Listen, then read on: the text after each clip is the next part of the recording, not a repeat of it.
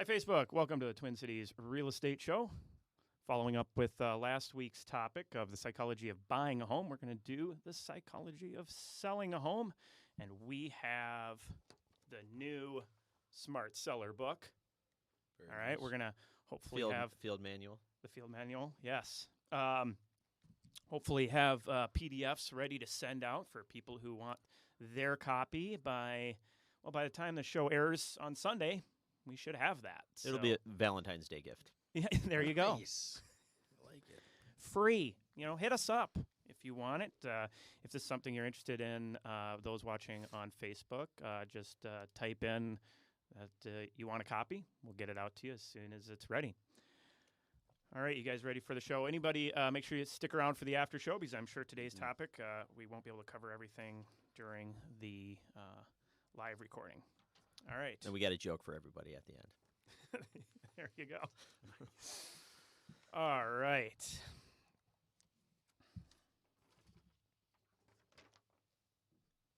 Did you say it was free? The book? Free book. You don't hear Yes. that often. That's correct. There's a lot of good stuff in that book for free. Yes. Like I was, we were talking about, it is something that you'll never get that much information in any listing conversation or a conversation with an agent. It's just, because it's so many people's experiences all put together. And so Right. we want to make sure it gets in everybody's hands. All right, you ready? Cool. Here we go.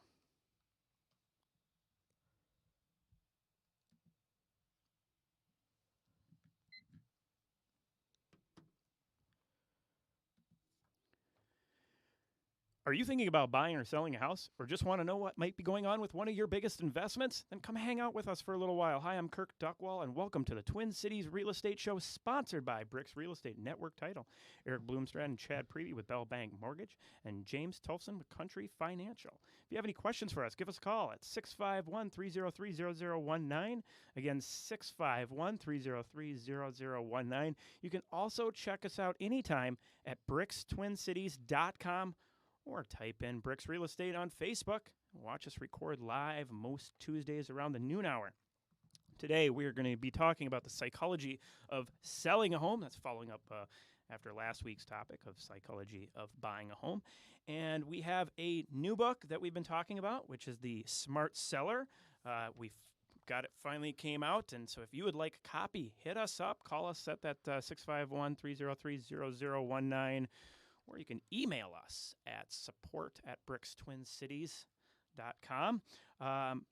So the Smart Seller, a guide through the sale process and maximizing value. So today in the psychology of selling a home, we're going to be hitting on a few different pieces of this book, only just grazing the surfaces. But the one thing I wanted to touch on is right now the market is moving incredibly fast out there. This is it was the fastest January I have ever experienced in my career.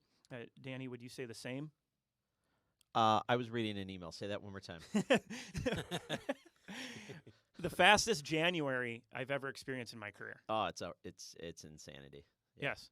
And I'd like to welcome Danny Dietel from Bricks Real Estate to the radio show today. Danny's still in California. Yeah. I'm here. I'm jealous, by the way. And we have Chad Prevey again joining us today. Hello. Talk about this. Yeah, but it's the fastest market I've ever experienced. And Yeah, especially relative to, we do say, the spring market can start anywhere from, January 2nd. It did a few years ago, but last year, it was March and April. Yeah, when it started to take off. we're up right now in comparison to last year with showing activity by 26%. Wow. Right now, in comparison to 2017, we're actually right on par with the showing activity Oh, at yeah. that time. So, but the difference is the inventory.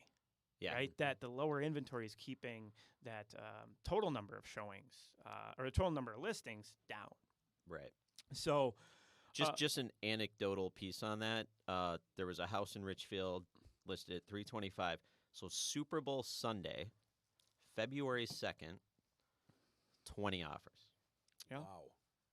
And you thought it was priced relatively appropriately, right? And then It was underpriced.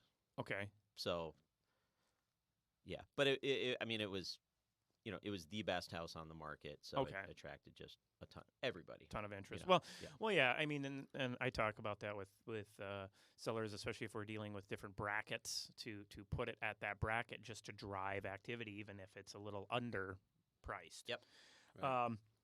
Okay, so you have this really fast-moving market, a lot of excitement out there, but this can cause people to try to rush their listing on.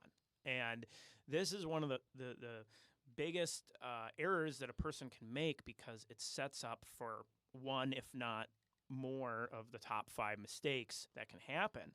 And that's, not giving yourself enough time to get your home ready. I mean, imagine getting a car ready to sell and you didn't get to inflating one of the tires. How that badly would that show, or washing the car, right? It's not going to look as good. Sometimes rushing, you forget to talk to the professionals about what things you should do to get your house ready. You end up not thinking about the process, so you rush into putting an offer, then that causes you to rush on getting your home to the market. So whatever you do, just really try not to rush this process. You want to take your time. Now, there is something as far as having some urgency.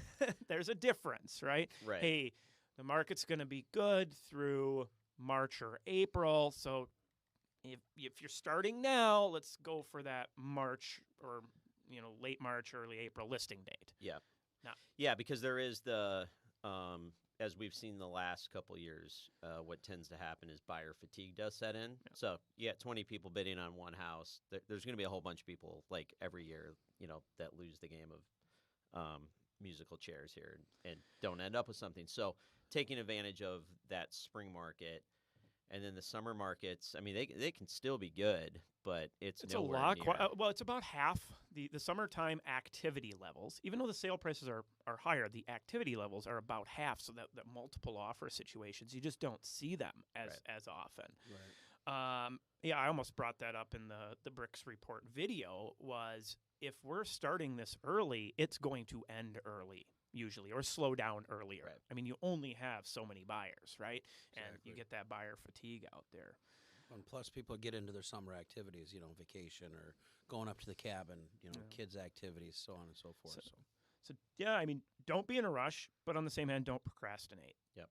So, okay, commissions. This is an interesting one. I recently did, it was for the purpose of the book, did a study to figure out what the differential was on low commission brokerages and agents versus standard or high. And what I found was that where commissions were at 5% or less, or the buyer payouts were at 2.5, that the average price per square foot received was about 7. It depended on the area, but it was between 6 and 8%. Wow. Difference, right? That's huge. So why is that, right? Well, you're trying to save a little money on commission, but then you're slashing the budget for marketing. You are cutting that marketing budget, and if you're kidding yourself that company is putting the same dollars in, they aren't, right? So one thing that's important to look at that in that regard as well is two companies charging a higher commission, while there are averages, like you still need to talk to a couple companies, because there are plenty of people who will at a full commission Well, yes, not invest not in the provide marketing. the- Well, and not provide the that's good service, that's kind of the right. next thing in the book is talking about a marketing plan and what they're providing. Right. Obviously, you want that, Right. but just keep in mind that if you're slashing commissions, if you're talking it down, that's going to have a direct effect on marketing dollars, and more than likely, it's slashing the buyer payout, and may reduce the number of people that come. I mean, you got to be careful of what you think. It's jumping over dollars to save pennies at the end of the day. So it sounds like a good idea. Hey, lower commission, less expenses, I'm saving money. Opposite effect. You want that good marketing plan. That's going to get you the money. The maximum spread that I found from high quality marketing to discount, 14%. The other Huge. the other interesting thing is in a market with low inventory, you would think that and the prevalence of sites like Zillow, you would think that selling for sale by owner would be easier, and you're actually seeing for sale by owners at some of the lowest levels that we've ever seen. Yeah. Going down. Yep. On the mortgage side, I have clients that call me without real estate representation, and they say, "Is it a benefit to sell by owner?" You know, and I say, "Well, the benefit to you is to find a professional real estate agent to get the most out of what you're trying to do. And that's selling real estate. It's a huge investment, right?" Yeah, So, and it's all anecdotal. I mean, don't get me wrong. There are circumstances where somebody can sell their house on their own. Yeah, I do. For sure. You know, I do probably 2 to 4 facilitators a year, Yeah. helping somebody through the paperwork because it made sense. Right. There was actually a study done. I again have it in the book talking about the number of transactions, and it's about 2% of all transactions. Somebody knows somebody, Yep. and that's how they found out. right. Hey, that can make a lot of sense. I mean, especially a family member or friend, and you're just trying to make things work. Hey, great. And then that's where I talk about, well, I'm happy to help you with that paperwork to get through that, because that's a hurdle a lot of people in that situation have no clue about. So, Right. all right. Well, when we come back, I want to get into something I call the Fry effect. I'll read it right out of the book. I think it's a good kind of idea of what buyers may be thinking if you don't prep your home properly. And then start talking about calculating values of properties and how there's a lot of misconceptions with that, and a whole bunch more. So we're going to take a quick commercial break. If you have any questions for us, give us a call at 651-303-0019. Again, 651-303-0019. Or you can reach out after the show if you're thinking about making a move and you have any questions. Happy to help answer those as well. We'll be right back.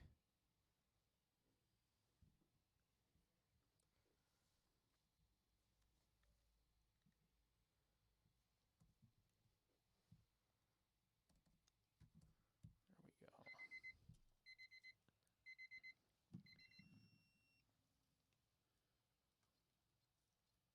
Ready? Sure. Ready.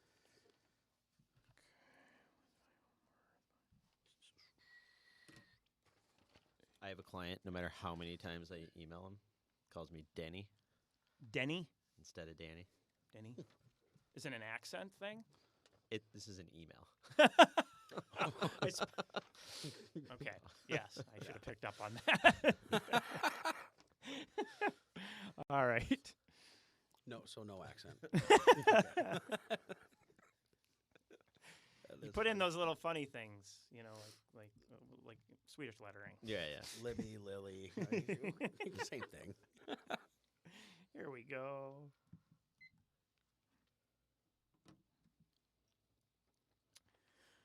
Welcome back to the Twin Cities Real Estate Show on AM 950. Today we are talking about the psychology. Psychology. Oh, I like that. Hey, Psychology. That's Yes. great. Go along with our Brixology. Buying the domain. Nice. Exactly. I I'm bet sure it- that that's one's sold. Yeah, I'm sure it is. The psychology of selling a home is what we're talking about today. Following up with last week's topic, the psychology of buying a home. All right, so something I'm talking, kind of pulling from the new book, the Smart Seller Guide. Again, if you'd like a copy of this, reach out to us. Happy to get it out for free. We'll have a PDF we can email out. 651-303-0019. You can reach out to us by phone, or you can hit us up at brickstwincities.com for that as well. All right, so preparing a home for sale is really important and can have the littlest things can have huge impacts. And so I wanted to read something from the book. Imagine yourself test driving a new car. It is freshly washed, has that new car smell, handles and drives like a dream. It's priced right too. Would you buy it? Now imagine getting into that exact same car. This time there's a sack of French fries spilt in the passenger seat and a half-empty cup of pop in the cup holder. The new car smell is replaced by stale fries, and the pristine look is tarnished. How would you feel about your experience now? Would you still pay the same price? Would you even buy it? This hopefully gives you an idea of the littlest thing, dirty dishes in a sink, dog poop out in the front yard, Yeah. a sticky doorknob when somebody's trying to access the house. You want to try to prep that home to have their experience be as good as possible. And it's the little things that have some of the biggest differences. Right. So, and smells, that's a huge one. That's a huge one, especially for pet owners out there. There's a lot of people that have pet allergies or just don't have interest in pets. And Right. so to have that fresh air smell in there is very important. As you can see, I know if I got into that car, I'd be like, ew. Or I'm buying Max. it for less. Or I'm buying Right, it for a lot yeah, less, I'm gonna right? make it- I'm going to lowball them. Right? Exactly. What do you do in the wintertime? Windows are shut. We don't have a lot of fresh air coming through, and we have a dog or a cat. What do you recommend as far as getting that? They do have the neutral air fresheners, and you can crack a window to let Okay. some fresh air in, cycle it, turn on your bath fan. Yeah, it's a delicate balance too because you don't want to overdo it. Well, you don't want You to. don't want the Febreze going on. Yeah, you don't want to walk into a house where they've lit 15 candles because then the question. No, is, then well, they're what are they what covering are it? they covering? What's Yeah. really going on here? right? Exactly. Yeah. So taking the time to prepare, though, we talked about not rushing. That those little things tend to get missed when you rush.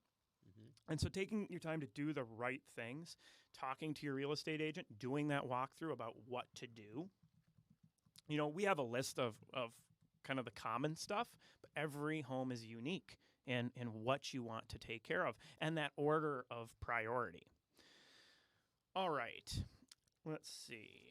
How many times do you go up to when you're showing a house and the lockbox doesn't work or you're struggling with it as an agent? So if you're, I guess so when you're listing a home, if you're representing a seller, you want to make sure your mechanicals are Tends not to be the lockbox. It tends to be the locks. Yeah, Right. the locks or the even little things like the location of the lockbox, like Yep. in the snowy weather. right. It's Oh, yeah, on- down- it's on down. it's on a fence, in the side yard, and you're like hopping over a fence. Anything that takes away from the focus of just having a good experience in the house is a negative. Right. Okay. But usually it's user error on my end. It would be for me too, but Yeah, no, I find it's just getting the door open. We've got a lot of older homes, and spending the $25 to have a clean lock set that Yeah. opens easily, it's probably worth it. Right, Um, and not 7 keys to 7 different locks. Oh, getting yes. in and out, and providing access to the garage often gets overlooked. Is there a garage door opener or a key to get in? good point. Because if they weren't able to see the garage and Yeah. multiple offers happened, well, they didn't get a full tour of the home. They have to make a decision without full visibility of the house. So one of the challenges, and this is a big one, and we see people that will almost just like completely pull out of the process because this seems so daunting, and that's buying a home with a home to sell. How do you do that? How do you time that? And there's many different ways. We're not going to get into all of them, but the one thing I want to touch on is it's common for people to go, well, I'm going to make a contingent offer. Well, guess what? With inventory as low as it is, depending on the price point that you're buying in, you may only find yourself with 30% of sellers that would be willing to accept that contingent offer just because it's contingent, even if it's strong. And also, the logic that sellers often use with that is, my house will sell in 2 minutes. Right. You may know that. We may know that. The seller of the home that you're buying, they have no idea. Right, and they might be sitting with another offer. Yes. Right? Yeah. And so when you have the competitive markets, you might want to look at what other options. And a good real estate agent is going to be able to talk you through, do you put your house on the market first and get an offer before you're making offers, right? Do you? In this market, you're better off making the sale of your home contingent on You finding- a home. Yeah. Because Right. buyers are at the mercy of sellers. So if that is an absolute, that is generally the better way to Yeah, go. yeah. That's one of the things we cover in there, and how to navigate that, and doing different things like we've talked about, bridge loans or swing loans, or This is some good information. Do you have this written down anywhere that I could access easily at my home? You know what? We do. It's called The Smart Seller, a guide through the sale outta process here. and getting And it's maximizing. free. Did it It's did free. it just get released or something? Well, technically, if you're listening to the show on AM 950, yes, it just got released on probably Friday. Good timing. For on my those end. watching us on Facebook, we'll have it ready on Friday. Yeah, and I mean, we're just scraping the surface here with the information.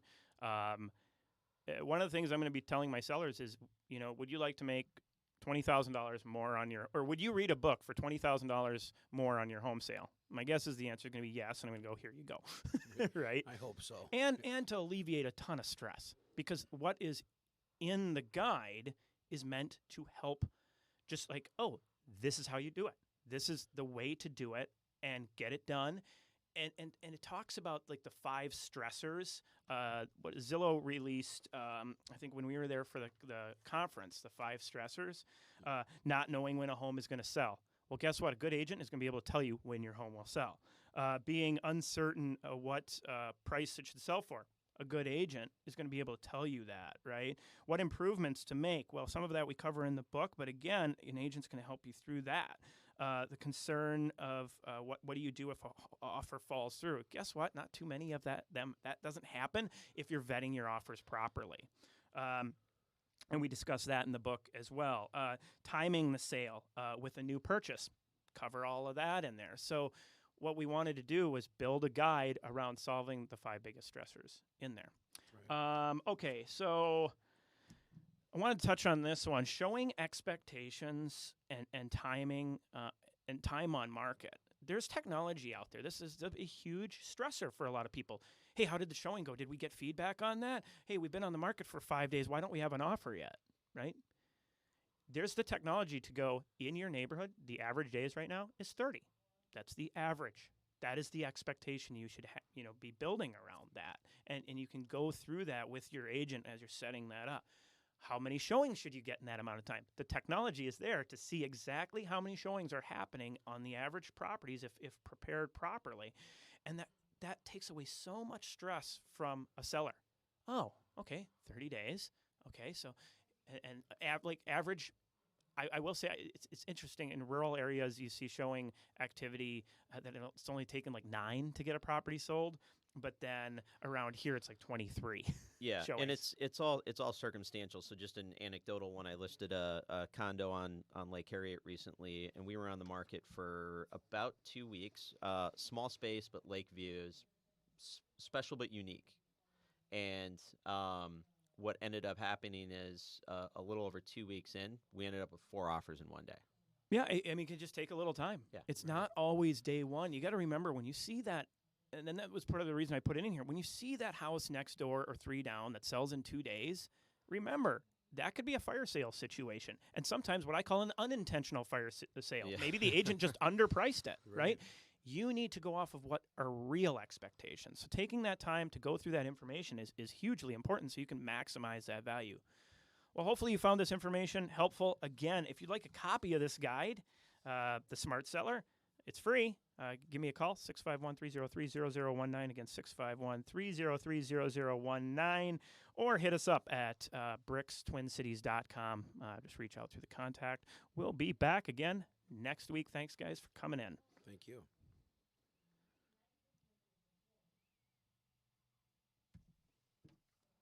Okay, so a couple things I wanted to touch on in our after show. One thing I real quick, sorry to interrupt you. One thing I liked a lot of what you said is everybody has different expectations, right? And I talk to people about this all the time is, you hear things at work. Well, my buddy bought my house or bought a house, got this rate, got this great deal, or whatever. So everybody's situation's different. So, just because your neighbor sold for $50,000 more than probably what your house is worth doesn't mean you're going to get that extra $50,000. Well, I mean, you know what I mean. It's listen. If your neighbor hit the Powerball, does that mean you're going to hit the Powerball? Right. It's and 50,000 more than what? An arbitrary list price. I can price a Ferrari at $500. Yeah, right? Exactly. Yeah. Well, and that's one of the things we drill on in this guide is anybody can sell a home. To sell a home the smart way takes getting that information. Like, how do I do this to get that money? And it's big percentages. I mean, on average, or the average, if you go about this the shotgun approach, 14 to 20% under. I have no problem That's saying that. I can huge show the money. data all day long, right? If you go about this the smart way, then you're going to maximize. You're going to be at that 14, 20% higher. And obviously different qualities of different agents, different marketing plans, different preparation is going to play into that. But to start off on the right foot and at least know where what you do has different impacts to it. One thing I wanted to touch on is the don't oversell it. That is a huge one where like setting expectations as far as time on market is important and showing expectations, but setting expectations for buyers and appropriate expectations is just as important. And I have some really funny pictures in here where they were calling out these. Did you see these, Danny? Right, they would call that a master bathroom. Right. Suite. Yeah. Yeah, master suite. Yeah, Love it. exactly. Right. And so what happens when a buyer comes in and sees the toilet in a closet? Right. Yes, I'm not kidding you. It's a toilet in a closet.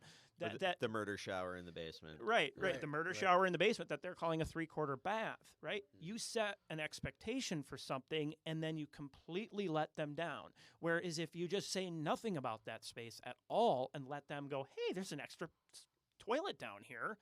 Now they're happy. Right. And so let a buyer see what these unique spaces are. And these are some of the extreme examples. But what about that second floor with the low ceiling height? Is it really worth calling it finished square footage if you're going to just let people down? Or let them see, hey, this would be a cool playroom or a sewing room or whatever you want to do with that. Right. Overselling can just really hurt the experiences. Well, and that advice comes from an experienced agent. So you got, and from my experience personally, is you have some folks out there that just want to sell you a property, right, or make their money, and they're not educating you on these types of things we're talking about. So that is very important. I know one, Danny, that you like to talk about a lot, which is the importance of feedback. Oh, just drives me nuts. Yeah. In my opinion, for the most part, feedback comes in the form of either an offer or no offer. Every agent automatically sends out feedback requests from agents. Yep. And the amount of useful feedback is about 1%. Yeah. So it might be, there's a gas leak in the house. I appreciate the feedback. Thank you for saving my family's life. Yeah. My client needs 6 bedrooms in a 2-bedroom condo. Not useful feedback. No. It's incurable. Well, one of my favorites, a listener of the radio show, we were selling his house, and it was on France Avenue, and the feedback came back, buyer didn't like busy road. Ah, It's like France Avenue, yeah. or the one where it's a 600 square foot home was too small for buyer, yeah. and it's just like this is not useful at all. Now, I'm a little less maybe cynical on feedback as for, if I am getting, because feedback rate is between 30 and 50%. And if I keep getting price too high, price too high, price too high, price too high, price too high, that it's about 90% price too high. Then Your houses don't get that feedback. I've seen houses, but I'm just saying that I'm saying that if I were to see that hypothetically, Yeah, okay. Gotcha. that it's probably priced too high for the market conditions at that moment. My only point is, if you have 20 showings and no offers, that is saying the same thing. It is. Or if you have no showings, that is saying the same thing. Great point. Or the other thing is a curable objection. Whatever it is, a smell. Yes.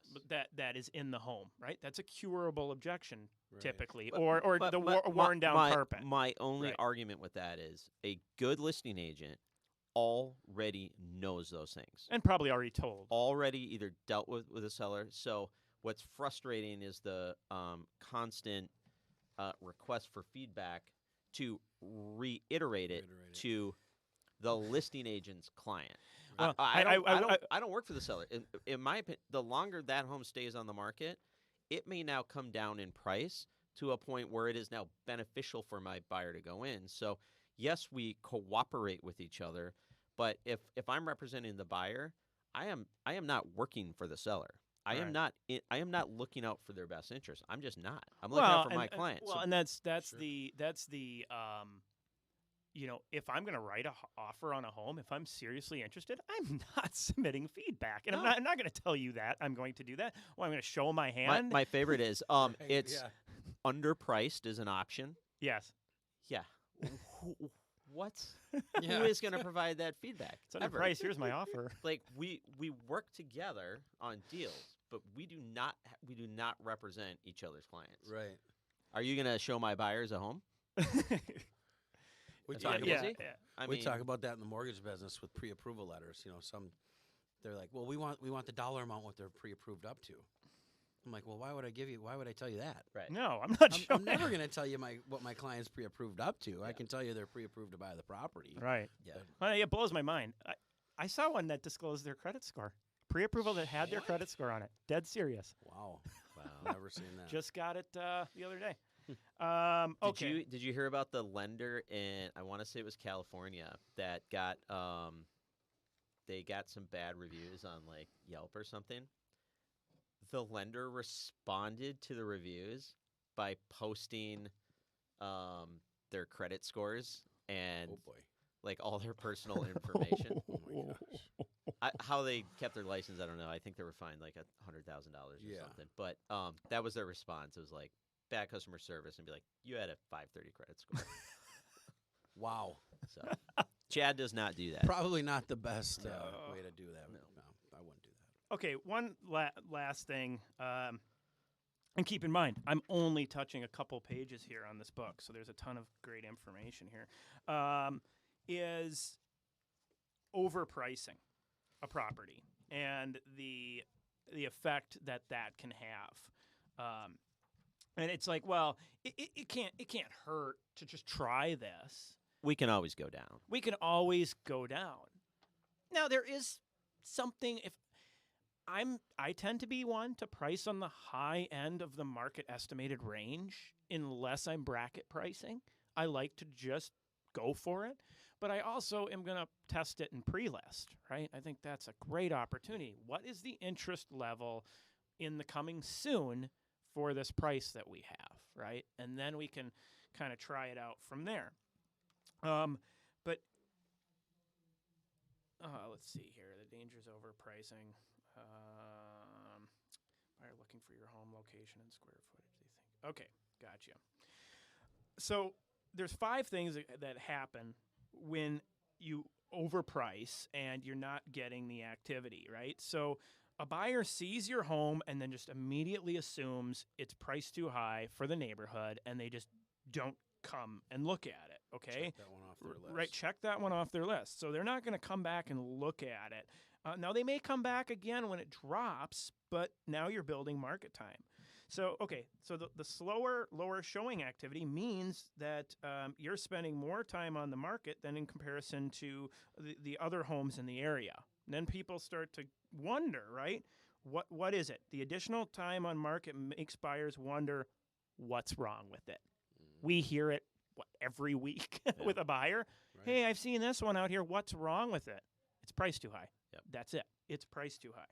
Okay? So then the more time on market that you spend, even if you followed the advice of timing the market, which is another section in the book, you may end up missing that best point of opportunity, right? So the best time for showing activity, what would you say, Danny, as far as like when you list a home, how much time do you have window where you're going to have that most coming out of the gate?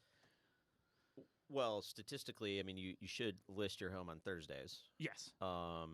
So that very first weekend, especially with a proper pre-marketing plan, I mean that immediate window is where the bulk of the activity happens. I usually say But- first week and a half, Yeah, right? for So sure. so list on a Wednesday or Thursday. You go Thursday. through that first week. You go through that first weekend, and then you set up the open house for the following Sunday or whatever, and that's your big bulk of your initial hit. So if you did all of that and you prepped it and you pre-listed it, but you overpriced it, now that week and a half goes by and Right. you've missed this opportunity. Or, March and April tend to be the busiest months. Well, if you're playing the dropping price game during April and now you're walking into June or July, now you're missing out there, and now that market time's busy. So then finally, this just all adds up to you getting less money for your home, right? Less money than had you just priced it right from the get-go. And happy to show the data on this any day of the week. The thing about the money too is depending on your position and how much equity you might have, there is on occasion there is a feeling for sellers to just sometimes they just kind of want to be done, and that is fine, but you do have to kind of factor that into the decision on how you approach it. And one of the ways I suggest people look at it is, are you really willing to sacrifice $10,000 or $15,000? And if you think about it in terms of how many hours of your life you have to spend to work to earn that $10,000 or $15,000, and yes, it can be stressful, but if you can put in an extra 5 hours worth of work and make $2,000 an hour, you would take that job every day of the week. Right. But sometimes there is a negative emotion attached with houses. So we tend to romanticize housing in general, but sometimes people don't have a great experience in their house, and it could be very personal with death or divorce or whatever it is. Right. But if you can disconnect from that standpoint and look at it when you're selling as a business decision and understand that you are selling to somebody who's going to be an emotional buyer. Well, it's leveraging the market and leveraging the tactics, and exactly. It's easy to get frustrated. It's I want this. I just want right. But when the raw, it's money and lots of it. Right. I mean, I over and over while writing this book was pulling data over and over, and these usually tax-free money, as long as you've lived in the home for certain period of time. And so, I mean, these numbers of 10, 20, 14, whatever percentages. I mean, in the median sale price, you're talking $20,000, $30,000. So back to my point, in order to earn that amount of money, you got to put in the with time. taxes. Yeah. Right. So to earn $30,000, you got to go out in your work. You might have to go and actually earn $45,000. Right. So I like the way you painted that picture. Take the time and do it right. And if you have emotional connection, just hire out the work that you need, but maximize that return. And a lot of it is, I mean, I think Danny, any of us here at Bricks, if somebody is, well, I don't know somebody to do the carpet. I don't know a painter. Guess what? We do. Yeah. We have somebody pretty much for every task. I got a guy, right? If you got a garage full of junk, I got a guy, right? And not only do we have these people, but usually they're reasonably priced. We're not just hopping on Google. Oh, I need somebody for this. These are people we've worked with for years, and we can count on providing good service at a reasonable price to our clients. And that should take away a lot of that stress, right? Look at that situation we had with the gentleman that you recommended you were facilitating the deal, and there was quite a few things that needed to be done in the yard. Like there were some tree limbs that needed to be done, and big tree limbs. So Kirk had a gentleman that could come over and. That was for the lady she was another listener of our show. Yeah. And they wanted to buy the house they were renting, but we needed some stuff done so it could clear appraisal. Quickly, and it was just done. It was great. So, I mean, taking your time, approach it logically. I mean, would you take $20,000 to read this book? The answer is probably yes. So if you're selling a home, that's what it's worth in a sense. Maybe we should sell it for $10,000 a copy. Let's give people $1 to take it and read it. Give you $1. Let's just be contrarian. All right. Well, thanks for sticking around. People on Facebook, we'll be back next week. Thanks, Danny. Thanks, Chad. Thank you.